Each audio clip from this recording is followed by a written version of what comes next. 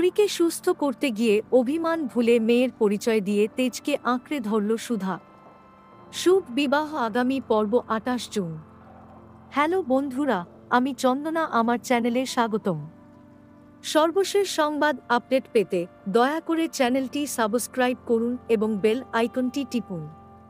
তরিকে সুস্থ রাখার প্রয়াসেও অভিমান ভুলতে পারল না সুধা। মায়ের দায়িত্বে অটল থেকেও সে নিজের হৃদয়ের জ্বালা উপশম করতে পারল না। মেয়ের পরিচয় দেওয়ার কথা এলেই ঠোঁটে জমে যেত নীরবতা, আর চোখে জলে উঠত দীর্ঘদিনের অপমান, অবহেলা আর হতাশা।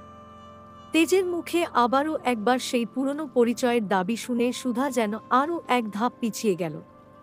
একসময় তেজ ছিল সুধার সব। প্রেম, আশা, ভালোবাসা সবই সে রেখেছিল তেজের হাতে। কিন্তু সময়ের সাথে সেই বিশ্বাসে ফাটল ধরে। সন্দেহ, ভুল বোঝাবুঝি আর আত্মমর্যাদার সংঘাতে তাদের সম্পর্ক পরিণত হয় এক বিষাক্ত বন্ধনে। সুধা এক সময় চেয়েছিল তেজের সঙ্গে ঘর বাঁধতে, কিন্তু জীবন তাকে ভিন্ন পথে টেনে নিয়েছিল। তরি ছিল সেই পথের একমাত্র আলো। মেয়েকে ঘিরেই গড়ে উঠেছিল সুধার নতুন জীবন। সে চেয়েছিল তরি যেন কোনোদিন না জানে তার বাবা কেমন করে তার মায়ের হৃদয় ভেঙেছিল।